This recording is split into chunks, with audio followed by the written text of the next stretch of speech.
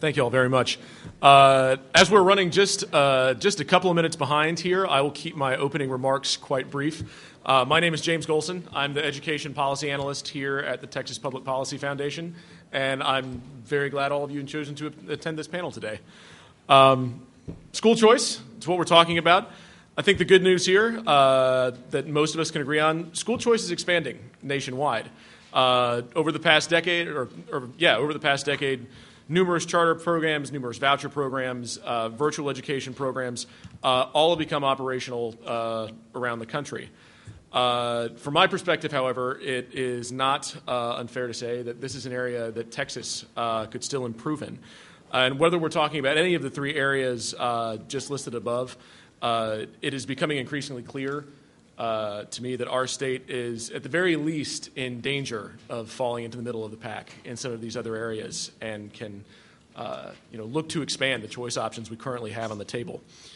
Before we let our panel take the floor here, I'd like to go over a little of the history of school choice in Texas. Currently, we're sitting right about in the middle of our second decade of operating open enrollment charter schools. In 1995, the 74th legislature passed Senate Bill 1, which, among other major education overhauls, allowed open enrollment charter schools to operate in Texas. The positive is that we have seen growth in that area. The number of schools allowed to operate has gone up since 1995. However, at present, we still have an operating hard cap of 215 charter schools in the state. This is in spite of the fact that we have a growing wait list for students that want to attend charters every year. Just before the 82nd legislature, the Austin American-Statesman estimated that there were 120,000 students in Texas currently on charter wait lists. That's about double the number of students that Texas Public Policy Foundation estimated in their own poll from the previous year. The positive there, though, is that we do have charter schools in Texas. Currently, as far as private school education scholarships are concerned, we either in the form of tax credits, direct vouchers, we don't have anything along those lines at present. And that is despite the success of San Antonio's Edgewood ISD program, which operated from 1998 to 2008. During that time, particularly from 2000 to 2003, Edgewood saw its test scores rise significantly in comparison to neighboring districts. There were socioeconomic benefits as well as from that voucher program. Edgewood saw home values in its area increase by around $6,500 on average during the duration of the voucher program, as well as a significant population boom in the area. However, the program stopped functioning in 2008, and right now we don't actually have anything along those lines. This is not to say that there were not efforts made during the 82nd legislature. Several bills went forward that would have raised or removed entirely the cap on Texas charter schools. And we did see some education choice or voucher tax credit, that sort of program, at least get proposed, although neither one moved terribly far. So my rough assessment is we're just about where we were a year ago in regards to school choice in Texas. So this is an area where we've got a lot of room to improve during the next legislative session. With that in mind, I'd like to turn things over to the panel today. Our first speaker will be Neil Ruddock. He is from the Indiana Department of Education, where they've actually just instituted, I believe, one of the nation's largest voucher programs at the state level. So, Neil. Thank you so much, James. Let me first start off by just paying a thank you to whomever the individual or individuals are at the Texas Public Policy Foundation who decided that Coach Lou Holtz was going to be the closing speaker tomorrow. I am a long-suffering Notre Dame fan and Notre Dame graduate, emphasis on suffering in the last few years. And I pretty much jumped out of my chair when I saw that he was on the agenda. So thank you to wherever that person may be. Let me offer a couple of tidbits into the landscape of Indiana, which the voucher program recently joined.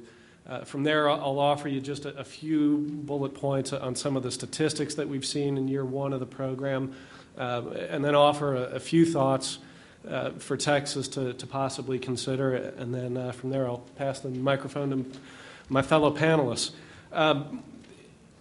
When the voucher program was enacted, as I said, we're in year one, 2011-2012 school year.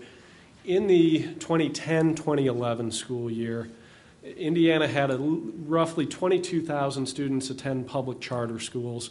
Another 14,000 students attend traditional public schools outside of their district of residence. Now, in Texas numbers, that maybe doesn't sound like much, but at least on the Indiana scale, that's a pretty noteworthy number, I think, and especially as we continue to be in at least what in Indiana is a difficult economy where, school districts are not seeing the revenue from property tax generated funds that they had.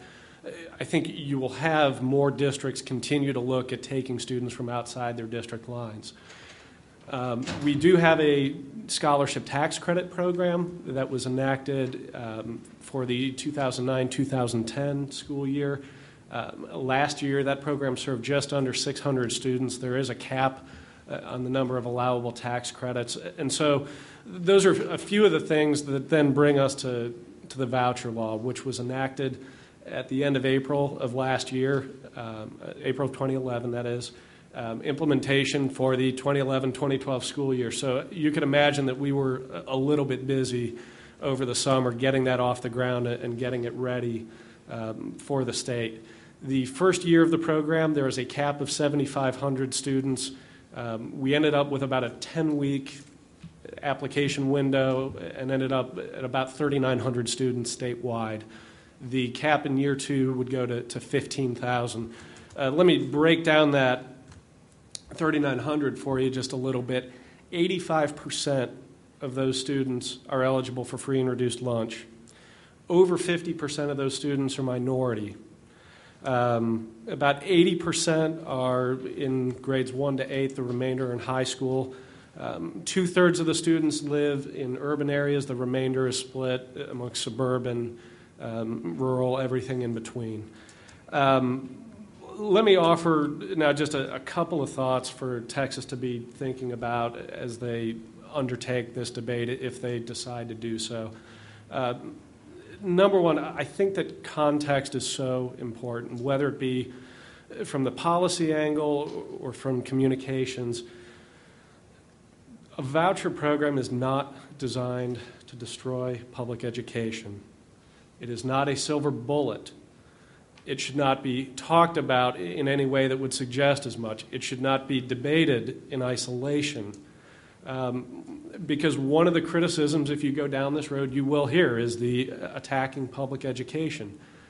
And you know what? If you bring a choice program in isolation without meaningful reform to the public education system as well, I think that allegation of attacking might have some credibility.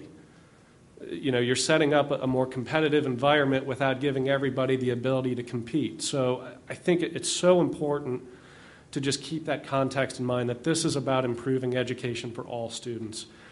I think if you look around the country, whether it be Wisconsin, whether it be Louisiana, Ohio, other states that have voucher programs, last I checked, those states still have public education systems. The need for a vibrant public education system is not going to go away.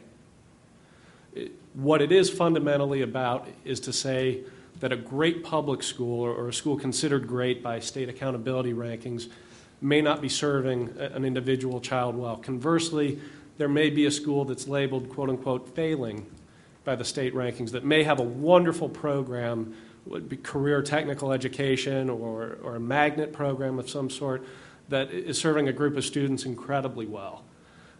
But I think the emphasis just, again, needs to be on the context. This is about great education, great schools, no matter the shape or form they take.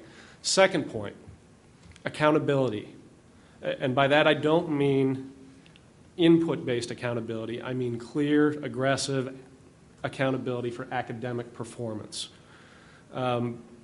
Indiana's legislation includes language which requires not only that all voucher-accepting schools take the state tests, and by that I mean whether the student is a voucher student or not, every student in that building is taking the state test. They're also graded A to F, just like every other public school or public charter. For schools that are not performing, I'll give just one example. I won't go through the entire timeline. If a school is D or F for 3 consecutive years, the voucher school cannot accept any additional voucher students until they have graded C or higher for 2 consecutive years after that. Any legislative process that there are going to be hard decisions to make policy-wise, political-wise, I want to be very clear. The accountability language in our voucher legislation was not the product of a compromise on the floor. It was written with the strong and significant input of the Indiana Department of Education at the insistence of State Superintendent Bennett. Third point I would mention, and that is just to kind of pose, again, getting into more the communications, the bigger question realm. My understanding is that in Texas there are financial aid programs for students who qualify for higher education. Now, as I understand it, those programs would allow you to take that state financial aid to Baylor or to Southern Methodist University or to another religiously affiliated institution. And the question that I would have for you is that why does the state trust a parent and a student enough with their higher education but not to identify what the right choice is for them in K-12, given that K-12 is the foundation that even gets them to higher education in the first place? With that, I'll turn it over to Neil, thank you very much.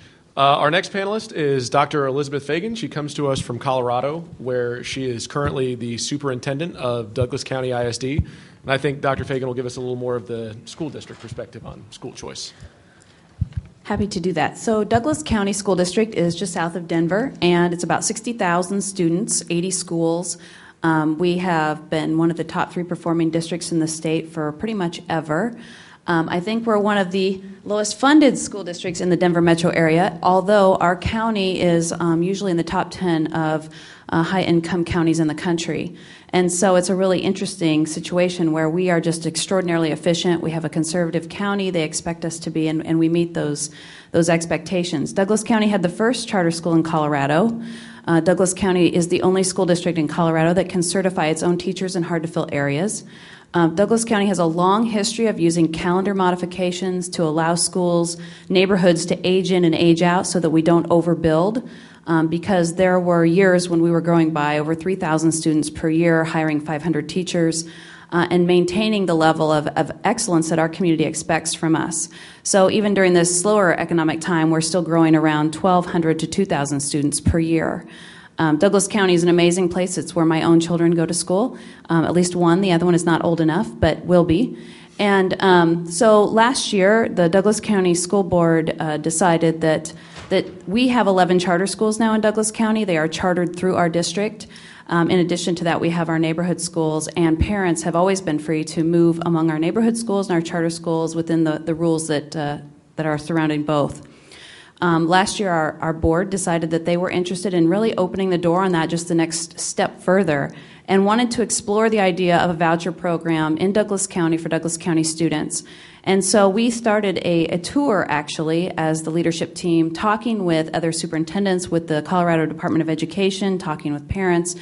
What are the ins and outs of putting a program like that together? And we started with just the idea of a pure voucher. We moved a long way from that. In the final iteration, I won't bore you with all the details of how we got there, but in the final iteration of our program, we call it a scholarship program. Students they have to be Douglas County resident students to be part of the program. You cannot open and enroll into the district and be part of it. You also have to be in the district and be in a Douglas County public school for at least 1 year, because that's part of our accountability measures that we've put into place so that we have high-quality assessment data on the student, because we gave them those assessments and we have the data. We understand the student well. So from there, the student can apply to be part of the program. We started with an initial pilot of 500 students. We had 497 applicants, so they all got in the first round application. We reopened it just in case there were people that wanted to come in after that, and we had ended up with a waiting list. What happens from there is those students get to choose from a list of schools that we call the Douglas County Private School Partners. And the reason that we have that is because we have assured the quality of those schools in all the ways that we would assure the quality of our own schools. So everything from their financial accountability through audits, et cetera, to the quality of their curriculum, the certifications of their staff. We have gone through a process. We put together these parameters. We asked private schools who were interested to work with us on that. They were more than happy to comply and in many cases well exceeded all of the standards that we put forth.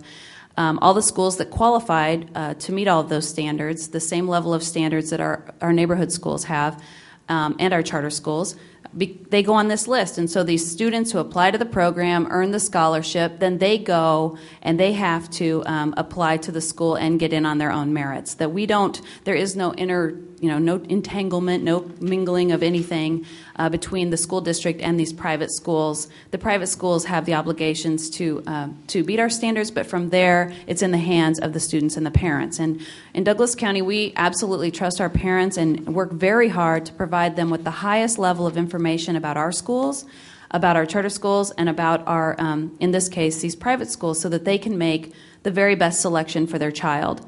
Because our goal is to make sure that 100% of the Douglas County students achieve their full potential, maximize their success. And we believe that there are a lot of different pathways to the same educational outcomes, and we want to support parents in making the choice that meets the needs of their child. I talk with parents every day who say, if you put my child in a Montessori school, he would definitely fail. If you put him in a Cornell school, he would definitely fail. But this artful learning school, it makes all the difference. So what we have set forth is this pathway where we set what we call world-class education standards.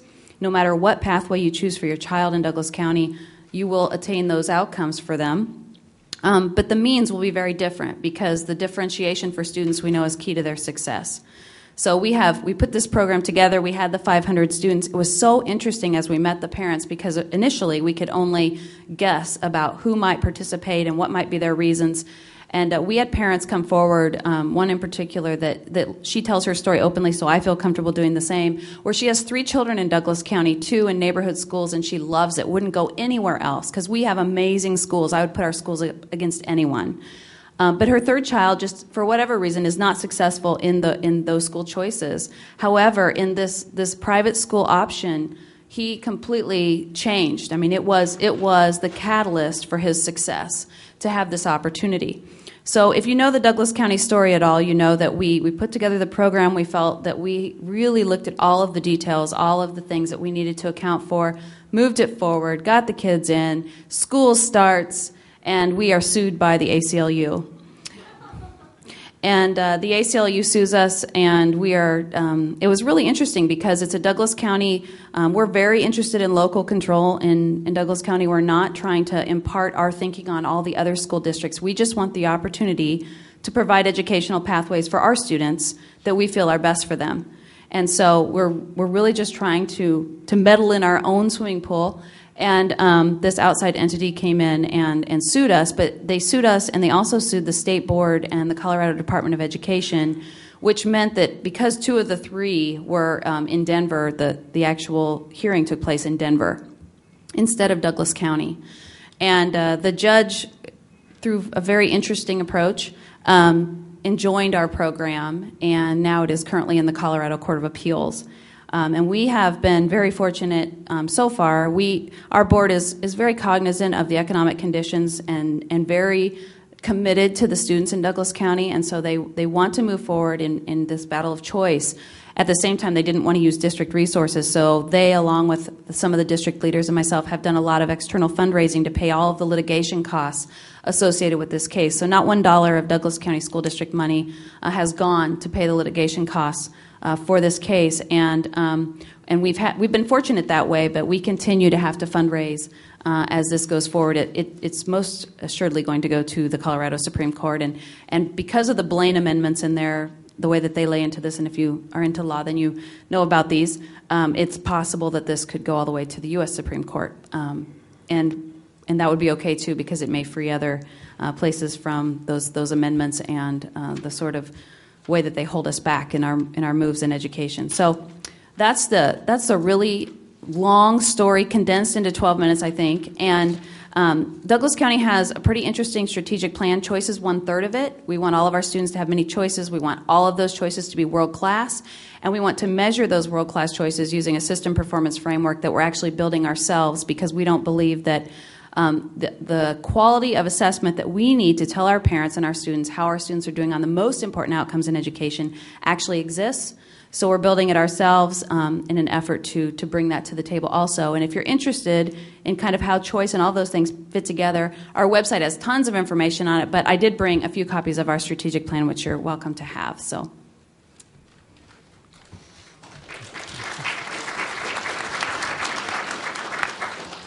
Thank you very much, Dr. Fagan. So now that we've heard from some of the other state examples, I think it's time we take the discussion back to Texas. And up first for us on that end will be Lindsay Gustafson of the Texas Classroom Teachers Association. Thank you. Good afternoon. My name is Lindsay Gustafson. I'm with the Texas Classroom Teachers Association, and I can't imagine why I was a little scared to be up here, because y'all all look so friendly and nice, and I know this is going to be really interesting and fun. First of all, let me thank you for allowing me to be here today with TPPF and with you to share some of our thoughts and tell you about TCTA also. We are a non-union association. We represent teachers in the classroom. We do not represent administrators, and we do not support collective bargaining. So that's a little bit about us. So we're a little bit different than some of the traditional teacher unions that you hear about. Texas Classroom Teachers Association, that's us, non-union, and we work very well across the board with everyone. Now, let me give you some background on school choice in Texas. We have inter-district transfers, we have intra-district transfers, we have school district charter schools, and we have open enrollment charters. All of these are public schools, and that is, of course, in addition to our traditional public schools. With regard to open enrollment schools, there is a cap on the amount of charters that can be granted by the State Board of Education, which is the granting authority for charters. But there is an unlimited amount of schools a charter can open with their charter. Currently, there are more than 400 charter schools across the state of Texas. There is also the option for unlimited charter schools with universities, including public and junior community colleges. So I would say Texas has actually a lot of choice. I would say we're doing pretty well in the choice when you look at choice, because Texas is number 3 when it comes to enrollment in the United States for charter school participation. We have over 22,000 students that are in charter schools today. We do not have vouchers, and because of that, most of my focus is going to be on charters and how they're working in Texas and how they may not be working, and kind of give you our overview as we see it and kind of give you our general position. But I want to start off with telling you the things I really like about charters. And the first thing I really like about charters is they put more money in the classroom. And as a teachers association, we want to see teachers. We want to see that direct money going into the classroom, which falls ironically to my second one, which is they don't have a lot of middle management. They don't have a lot of bureaucracy, and we like that. We'd like to see the teachers be the focus rather than the large amount of administrative costs that we see. The most important thing I think charters have that we like and we wish we could have is parent buy-in. I have visited many charters. I've been interested in this topic for over 10 years and really for some reason became just obsessed with it, and have over the years visited charter schools. And recently I went to a charter school, East Austin Prep, and it is a fantastic school. There is absolutely no argument about it. But their parents have to sign a contract, and they have to go to a multi-hour class in order for their student to be enrolled in that school. So unfortunately, that's not something traditional public schools can do. We just can't. Federal guidelines require us to give all students a free, appropriate public education, and because of that, we have to take every student that comes to us. Charter schools also have the ability to place some barriers to enrollment and continued enrollment in their school, and one of those would be that they can expel a student at any time for violation of their student code of conduct. And they write their own student code of conduct. There is not a general student code of conduct. That means that a student can be expelled at any time for a violation of their code of conduct. I am a staff attorney also at Texas Classroom Teachers Association, and that means I get calls from teachers. That's what I generally do, is take calls from teachers. I'm listening to people on the ground level talking about what's going on in the classroom. And I got a call just last week of this woman who said, I am frightened of this student. I have this student in my classroom, and he is a discipline problem, and I'm a part of the DAEP, and I don't know what to do with him, but I'm not usually frightened of students, and I'm scared to death. So I started asking her a series of questions that I generally ask. Have they done this? Yes. Have they done this? Yes. Have they done this? And I said, you know what? Unfortunately, there's not a lot I can do for you. The student's entitled to a free, appropriate public education. The student gets to be educated, and that means someone has to do it, and that someone's going to be you. That doesn't mean there aren't precautions we can try to take, and I went through a whole litany of things that we could try to do to possibly get her some assistance and to possibly protect her. But we don't have that same, traditional public schools don't have that same ability. Traditional public schools are not able to deny students enrollment based on criminal history, and charter schools are able to do that. In addition, and this is kind of controversial, but we like it, a lot of charter schools have smaller class sizes, and we really think that works. So we like that they have that. They also get to set a really great expectation level for their students. KIPP has a no excuses policy. That no excuses policy can be put into their code of conduct, and if they, for some reason, violate that, it's a violation of code of conduct, and they can be expelled. That we can't really translate that into the traditional public schools. So now let me tell you a little bit about TCTA's position on charters. We believe charters have a place in the public schools in Texas. We do not oppose successful charters, nor would we oppose raising the gap if there were the resources needed for oversight and the habitual poor-performing schools were closed. Unfortunately, given our amount of resources we have right now, it's unlikely that that's going to happen, so it's unlikely that we're going to become supportive of raising the gap until we can get what we have under control. We would like to see those resources used to close the habitually poor-performing charters. It's also worthy of noting that the high-performing charters, they can replicate. They are able to replicate and not go through the commissioner. So that is one option to expand. So what do you do about these great schools that are doing wonderful things and you have this cap? Well, they can expand. All they need to do is have their charter amended. And for some of that means automatic expansion. So we do have a way to expand the charter school system and have some precautions there to ensure it's the right schools that are doing it. But as far as raising the cap, we don't believe that now is the time. We also don't believe Texas public schools are failing, and our NAEP scores show that. Texas was ranked 10th overall in NAEP scores this year. That's not to say that traditional public schools can't do things better and that there's not areas for us to improve. So let's talk a little bit about accountability and transparency. Charter schools, start off on a great note, charter schools' exemplary ratings are really improving, and it's dramatic and it's impressive, and I do see that. However, we'd really like to see more schools move to the traditional accountability system and be eligible for that exemplary status.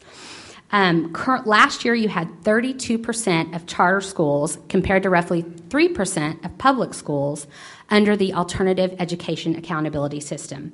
This is a system with a lower accountability system, and this is a lower standard, and it really obscures us from getting the accurate data and the numbers to find out whether or not their charter schools are really succeeding or not.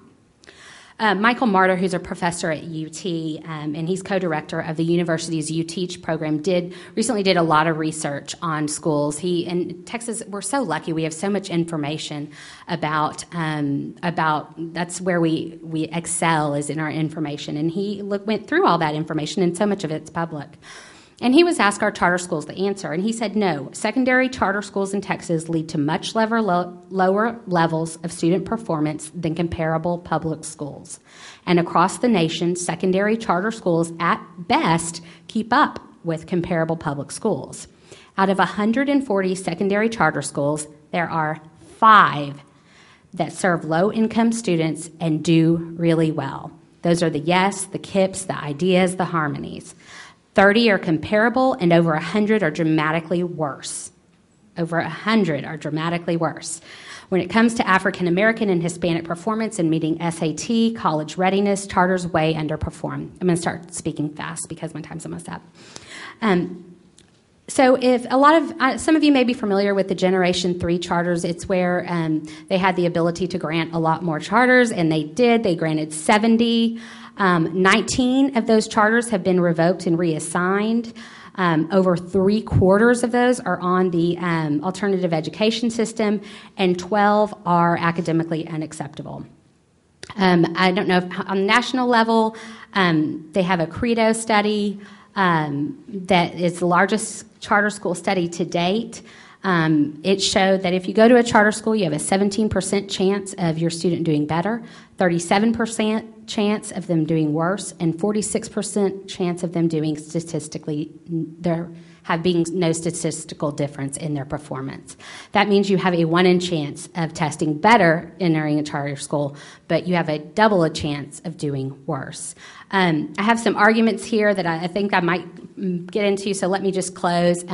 We appreciate the Texas Charter School Association. Their hearts are really in the right place, and they've done a really good job of working with charter schools and trying to provide them with the much-needed resources and really seem to want the best for the students. We're also happy to see the Texas House have an interim charge on best practices of charter schools and trying to do more of an apples-to-apples comparison. We also appreciate Senator Patrick and his staff. They included us when it was a voucher bill or a charter bill. They let us have a seat at the table, and that is priceless to us. We appreciate that. And so with that, I will really close. Finally, I'll end with the question we'd like to see addressed, whether there are good and bad in all public charter schools and traditional public schools, but the question should be, what makes a school successful? Can the success of the 5 charter schools that I mentioned be scaled up to address the issues of the large, diverse population of students Texas serves? What are the best practices of successful charter schools, and what do we do about the ones that are habitually poor performing? For us, more choice doesn't necessarily mean better education. We want to find out what really makes A. I don't care if A is a charter school, a traditional public school, what makes A better school? And with that, I close. Thank you very much, Lindsay. To bring us the legislative perspective, our final panelist is Senator Dan Patrick, who is currently Vice Chair of the Senate Education Committee. Thank you, James.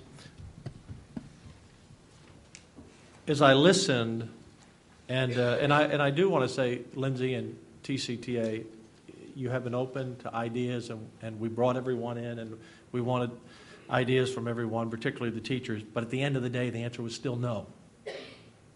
The answer was no. And the answer has to be yes. Our bill that we passed out of the Senate, 30-1, 2 years in a row, that's bipartisan support. That's everyone having input. That's making 30 senators happy from 30 diverse districts. And the one no vote just hates charter schools, so never going to get his vote. And the House, not because the House didn't have the votes, but the bill was blocked 2 sessions in a row. And it was blocked the first session, let's just call it as it is, by one House member over a technicality on a point of order because, as he said to me on the House floor, I hate charter schools. I don't care what's in the bill. I'm passionate about this issue. This is the civil rights issue of our time. To deny a child access to the American dream that you cannot achieve without an education is sinful, in my view. Sinful. This is not about the adults. This is not about legislators versus teachers, or superintendents versus teachers, or teachers versus any. It's not Republicans and Democrats. It's about what is best for the student, and the student gets lost in these discussions all of the time. When I first was given this responsibility by Senator Shapiro in 2009, I was not a student of charter schools in terms of being, and I'm surely not an expert now. Every legislator knows we're not an expert in anything. We just try to know as much about as many things as we can and leave it to the experts to help guide us. So I took on the challenge, and I was familiar with KIPP, and I was familiar with YES because I'm from the Houston area. But I really didn't know a lot about the charter schools. And so I went into it, Lindsay, with totally no bias, open eyes. I wanted to see what the facts were. And here are some of the facts. Over 50% of our students in charter schools are economically disadvantaged students. One of the reasons, Lindsay, that we have students who don't perform as well as other in some charter schools is because many students who go to charter school are 2 grade levels behind when they get there. The charter school is the last gas station before the desert of no education for these students. And so I would understand why some charter schools are not as successful as others, because they have a mighty task. I also learned of the thousands of students who are dying for an opportunity to go to the school of their choice. And they're denied that simply because they didn't win the lottery. Is that a way to help our young people in Texas pursue the American dream? Sorry, your name wasn't chosen. Many of you in this room and all of you are very active on either side of this issue. You've seen the movie Waiting for Superman. That movie breaks your heart. To see students sitting there, going home crying because their name wasn't pulled out of the hat to go to a charter school. The fact is, and I always like to say this because I hope it brings perspective that I don't have a bias. My wife was a long-term elementary school teacher. My mother-in-law was a teacher. My daughter-in-law was a teacher. I think teaching is the most noble profession that we have because teaching and education is the key to our future. Without great teachers, without great schools, we do not have a future. Charter schools and vouchers will not reduce the number of teachers. There will not be fewer jobs. So I've never understood any opposition to giving students an opportunity to pursue the American dream. We've doubled the amount of money from 1998 to 2008 that we spend on education. Spending per pupil has gone up almost 63%. And we have a lot of great teachers. The majority of teachers are great teachers, or at least good teachers. The majority of our schools really do a good job. But we have a lot of schools that are dropout factories, and we know which ones they are, and we don't do anything about it. This is a generational problem. And when we take an extra session or an extra year or an extra several years to solve a problem, we've lost that entire generation. Those students in the elementary grades or the middle grades or the high school grades, and most of them, if they're in a low-performing school in elementary and middle grade, they never get to high school. So we cannot kick this can down the road anymore. Our Senate bill that we passed, again, 30-1, addressed the issues, and Lindsay and others gave us ideas. We addressed the fiscal accountability so that the TEA could close schools that were not accountable on a fiscal basis. I believe I'm right in this statistic. We've been trying to close one poor-performing school, Lindsay, for 9 years. Going through the courts. I totally support you in that issue. We must address the bad charter schools as we do the bad public schools. But I don't understand why we can't expand when we have thousands of students who want to go to charter school. There's a cap. And you said, well, the current people can expand who already have. Well, not everyone can expand. And how about all the new people who want to come into the process? We're not giving them a chance. We're saying, well, we don't need to increase the cap because we already have some people who have charters and they can expand. But what if they can't or don't wish to? What about the new people that want to come in with new ideas that have been kept out of the education system for so many years? And then we get to students with special needs and autism. Senator Shapiro and I had a bill to at least give vouchers to students with autism.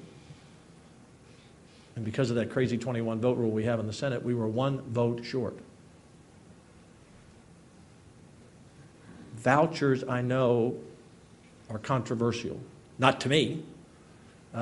It seems like, again, a no-brainer. If there's a place a child can go, the parent should be able to go there. You should not be zip-coded into a bad school. And that's what happens. So then autism, another issue that I've embraced as a legislator over 3 sessions. I have almost 4,000 children with autism in my Senate district. And we have parents who are trapped in a school that cannot help their child. There are some school districts that handle students with autism. They do a very good job. There are some teachers, some schools. But there are many teachers and many schools and many districts that simply aren't equipped. It's not their fault. It's a difficult issue. So we should at least allow vouchers to start with students with autism and special needs. Because I've had employees, I've had friends who have children with autism, and when they go to the right school, their children can succeed. So I would beg all of the Teachers Association to stand behind us giving vouchers to students with autism. I would beg all teacher associations to get behind us to give vouchers to students with special needs as a start.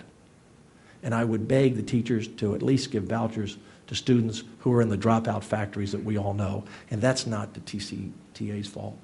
The teachers in a tough school with tough discipline problems, man, that's a tough job. My wife taught in one of those schools in inner city Washington, D.C. when we were first married. She had a knife pulled on her, and she was an elementary school teacher. It's tough being a teacher in some schools, but it's also tough being a student. I think about how we go after our athletes. We don't even think a second thought of a college going and getting a kid off the front step in a low-performing school because he can dunk a basketball, or he can run fast, or he can throw a football, and we pluck that kid out. And we give that child a scholarship, or we give him an opportunity. But how about the child who has no athletic ability but could be the next great math teacher, who could be a doctor, who could be a lawyer, who could be a great asset, and that student gets left behind? Charters are not the answer, the total answer, but they're a big part of the answer. But we must hold charters, and Lindsay, you're absolutely right, we must hold charters accountable. And if the charter is not getting the job done, they must be closed.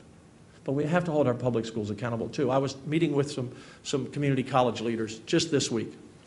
And the community colleges tell me, despite our improvements in our tests, despite the fact that we have many great schools in our state, that 60% of their students who are coming to them need remedial work. 60%.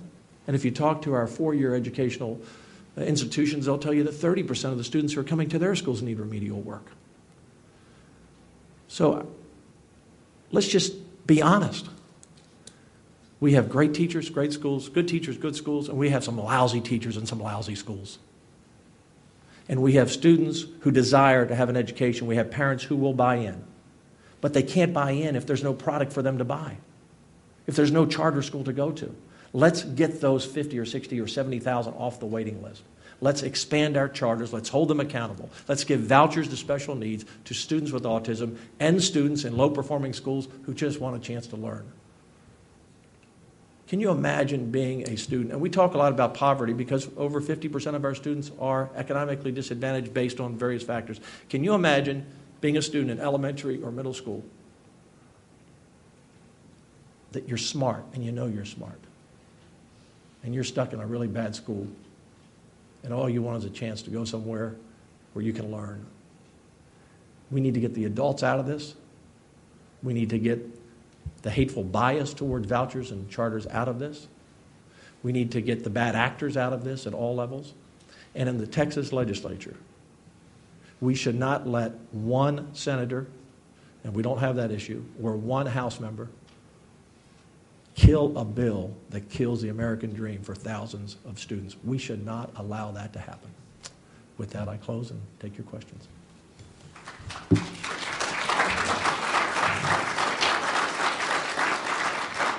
Thank you, all four of you, Senator Patrick. Great discussion. I would like to open the floor directly for a Q&A. So if anyone would like to speak, we have a microphone in the back, and he'll move to you as you have I'd questions. be happy to start it out by answering some of Senator Patrick's questions. They were in my notes. I didn't get a chance. You know what? We can do that. I'll let you lead off here. I wanted to go last because I knew Senator Patrick would have all these wonderful things that I wanted to say. Good news. Good news. First of all, we hear a lot of the argument is that they are teaching a hard to educate students, that charter schools are teaching a hard to educate population. You know what? I don't know if they are. They very well may be. But what I can tell you is I don't know if they're teaching a dramatically different demographic than what traditional urban schools are teaching, because 6 out of 10 public school children come from low-income families, and poor children make up 57% of the state's enrollment. The good news that I was going to get to is that we do support the charter schools for dropouts. Those stories that we have heard over and over, and we worked with Senator Vanderpute on a bill for those, what you call, the dropout factories, to ensure that there is a place where dropouts can go. And there are schools, charter schools, that are successful in dealing with that. That's a charter school, I think, that should be under the AEA. That's what I think it's meant for. So I do think, and the reason why we don't think you should expand is because of money. The 9 years it took to close, that it's taken to close this 1 year, is expensive. And if we have over 100 that are doing dramatically worse, we've got to deal with those, because those are kids that are being lost now, rather than opening the gates to more schools that may mean more schools that are doing poorly. So we agree with you on the dropout. We do. The only thing, Lindsay, I would say is I want to catch them before they drop out. Sure. And secondly, That's fair. When you say you don't know, you should know. You've got the team to do the research, to know the makeup of the students in charter school. It's not, and all you have to do is talk with KIPP and YES, and they will tell you the students that have come into their schools. And these students are not handpicked, as you know. It's a lottery. And so if 58% of our students in our schools are economically disadvantaged, and it's a lottery, a mathematician would tell you it's a high probability that a similar percentage of students are going into charter schools. KIPP also takes only 6% of special ed kids, when traditional public schools have 12%. When it comes to ELL, charter schools take 11%. Traditional public schools take 19%. When you add that together with the discipline problems, I think it's fair to say it may be a similar group when you look at both of them. I really don't think we're that far apart, but I need for you guys to start saying yes this next session. How about maybe? Maybe's not good enough for an 8-year-old with no future because he's in a bad school. Yes is good enough. And I will say, when the things I spoke about students, and that's what I came and addressed today, was academic performance. Questions for the floor? Back of the room. Just briefly, I'm curious about Indiana and Colorado, how you all are funding the voucher program, if it's a subsidy, and how it works. What's the budget behind it? In my particular district, we would give the private school 75% of the per pupil revenue for those students. The reason we retain 25% is because we want to retain a connection with the student and do the assessments for that student so that we can show the trajectory of growth and make sure that they're still growing at the same rate and way that they have been when they were with us. And so we've retained a 25% overhead because we're not going to give up all aspects of that child's education, but we are sort of outsourcing a key piece of it. So we use the money that we receive from the state and in the form of a scholarship to the family, 75% of the PPR. But what percent of that is that of the So it varies by private school. We have private schools that 75% of our PPR would be more than they would charge a year. We have others that it would not even come close. There's a group called ACE that scholarshiped 100% of the free and reduced students that received scholarships from us. They gave them an additional $2,000 for each student to go to these private school partners that would be more than what we pay. We just don't, we would give them 75% of whatever we have. It's just that that's all we have to give. And the parent has to make the decision from there. Sure. Indiana's program is along the same general lines of Colorado. Essentially, it is a percentage of what the state would send to the student's public school district of residence. Like many states, Indiana has a pretty good spread across districts in terms of what that per student amount from the state is. If the student is eligible for free and reduced lunch, the award is 90% of what the state would send to the public school district. And then there's a second band, basically, that if the student's household income is between the cutoff for reduced lunch and 50% above that, which for a family of four would be between about $40,000 and $60,000, then the voucher is worth half of what the state would send to the public school district. Obvious follow-up to that is what happens with the difference. It goes back into the state pot. Okay. Sir? Yes. Bob Schoolfield, Texans for Parental Choice in Education. On the issue of being afraid of raising the cap of charter schools because there's some bad charter schools that we have to get closed first. Okay, it seems to me that my understanding of free market is that when, like restaurants, we don't have problem closing restaurants. Why? Because we don't have a waiting list. If you get rid of that waiting list, then if you open it up to more charter schools and you get rid of that waiting list, then the bad ones will fail because they won't have any students. But as long as you have this huge waiting list, then even the bad ones can get students because there's this huge waiting list. Is that a question or? Anyone who wants it. I'd like to, if it's okay, I'd like to jump in very briefly on this and just offer a couple of tidbits from Indiana's charter experience. We've had a charter law in the books now for, I want to say, about 15 years, give or take.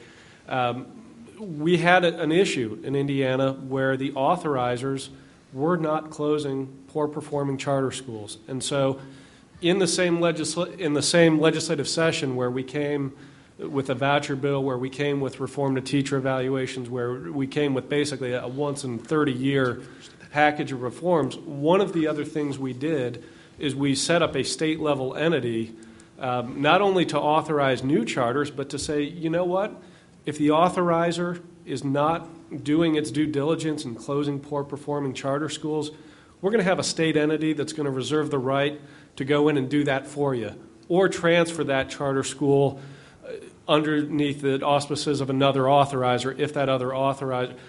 We're not going to wait for the authorizer to do what they should be doing if it turns out that they're not.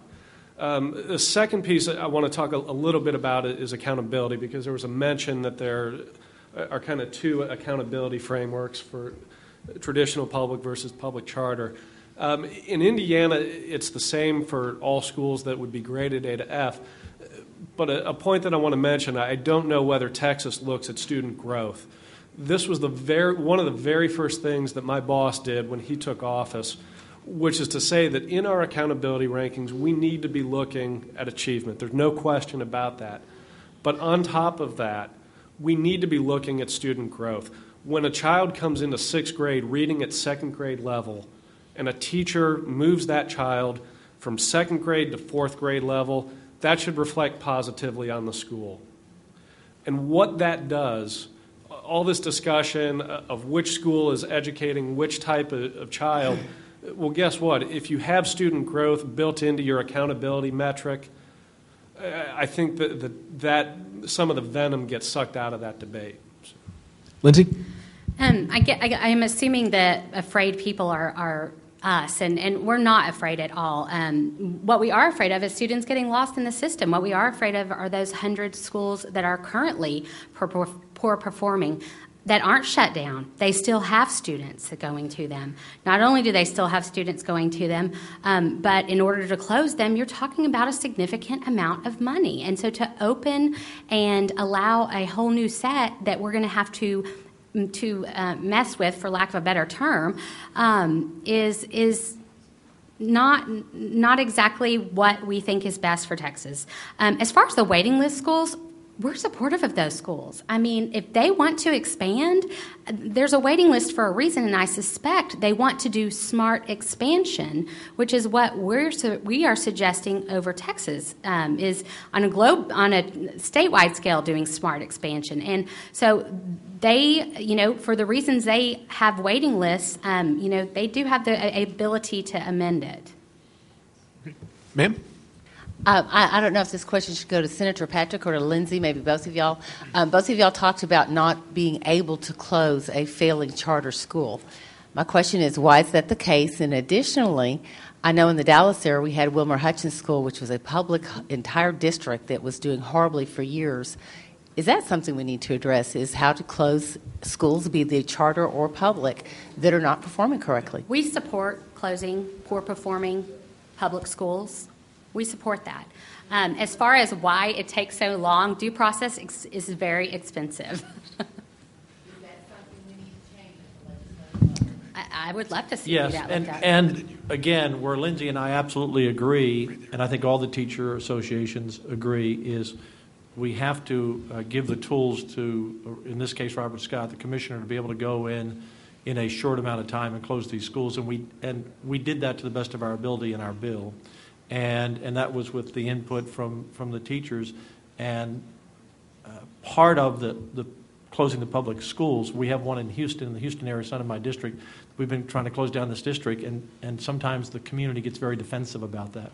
So you have, they don't want their district closed down, but we need to remove. Look, due process does take some time, but we need to shorten that period, and we can address the charter schools easier than we can address, quite frankly, in my view, closing down some public schools and school districts.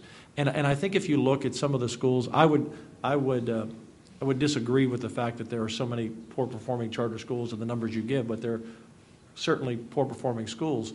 And I think if you go back and look through the history of some of these charters that were granted, there was a period of time where we pretty much said, whoever wants to be a charter school can be a charter school.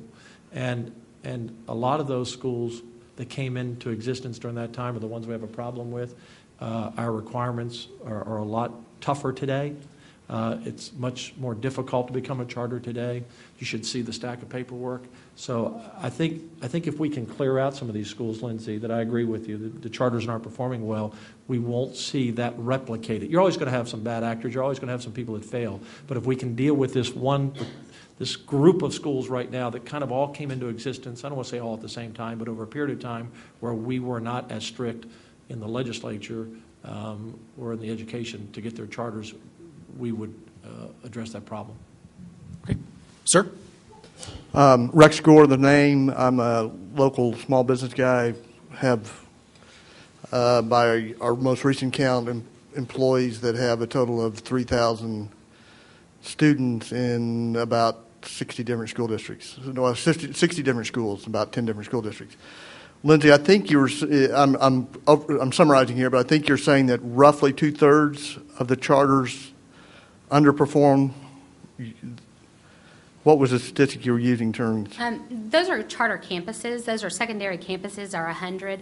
As far as accountability and override accountability number, this past year, 17% of charter districts were rated unacceptable, compared with 5% of traditional public schools, and that is with that. It doesn't count the 34% that are under the alternative education accountability system and the ones that were academically unacceptable under that system.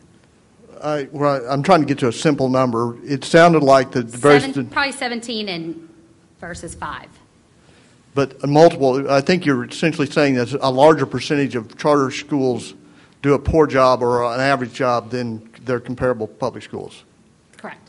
Okay. That raises the question in my mind then, are the parents who are sending their children there, are they indifferent? Are they stupid? Or do they have poor accountability measures that they can use to evaluate their schools with? Because if they're choosing to continue to send their children there and they're clearly underperforming, the only conclusion I can draw is that they're indifferent, callous, stupid, or that they don't have evaluation measures that let them make an informed choice about whether that school is doing a job or not. Obviously, I can't speak on behalf of parents who have their children in academically unacceptable charters. I would disagree with those numbers, by the way. Those are straight out of TEA. There's what I'm saying is how you're interpreting that data. What you're suggesting is only 5% of public schools aren't performing, but yet 30% of our students going to college need remedial work. We have a high dropout rate, which indicates more than 5% of our schools are underperforming. There's obviously a difference between college readiness and how they're performing on the state accountability. I don't have the college readiness numbers. I have the state accountability numbers. Right here off TEA, happy to share them with anybody. Okay, we have one last question. Representative Zedler in the back of the room. Oh, yeah. Lindsay, let me ask you. You spoke. No, you guys are killing me. I thought you were this is an easy one, Lindsay. You because spoke I about. spent so long with you. Yeah, that's right. This is the. You talked about the difference in the way charter schools were treated versus the public schools, and you talked about the disciplinary problems. What would you do as far as state law to level the playing field between the way that charters and publics were treated, and what would you do as far as state law as far as the disciplinary problem? I love that you asked me that question because I've got a bill that if anybody wants to carry next session, we'd be happy to have you carry it. We have a bill that we need to place discipline in the hands of a disciplinarian. When I was in school, I knew exactly who handled discipline. I was scared to death of them. I did not want to see Miss Compton. If Miss Compton was coming to get you, you were in big trouble. And that has been taken away, and unfortunately a lot of that is not administration's problem, but it's because we have such a focus on the tax test now. And so administrators are so worried about that, they're spending all their time and they're not dealing with discipline problems. A lot of calls I get are the discipline problems are just being pushed back into the classroom. So one teacher is spending 80% of the time. We'd like to see a disciplinary campus officer who is tasked with dealing with discipline, who that's their main focus, who is scary, or who the students are going to, there's got to be some punishment. And a lot of that comes with the parent, too. We knew our parents were going to be called. I knew my parent was going to be called. I did not want to see Miss Compton because she was going to call my parent. And that is something that we can't address. But we would love to see discipline, tightened up because it's bad. Okay. Final remark from Senator Patrick, and then we'll close. Thank you all for attending. Thank you all for coming in from out of state. Thank you, Lindsay. We're adding 80,000 students a year to our education system. We have a lot of students on the waiting list. So by having a cap, if you're increasing the student enrollment, obviously that's not a positive thing. We have to increase the cap. We have to focus on students with special needs and low-performing schools. And Lindsay, whatever it takes, I want to go that extra mile to find a solution because it really needs to be about the students and not the adults, whether we're legislators or teachers or association representatives. So whatever it takes, I will go that extra mile to find a solution so we can address the students' needs first. I think that is always a primary focus of our organization. Thank you. Right. Thanks again. An excellent panel. Thank you all very much. Good meeting you, sir. Ladies and gentlemen, thank you all for attending.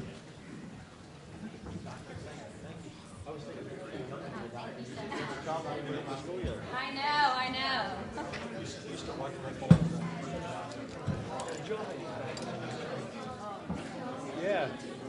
Yeah. Yes, please. No, I think that was right. If you want the debate, I think we got both sides really well. Right. So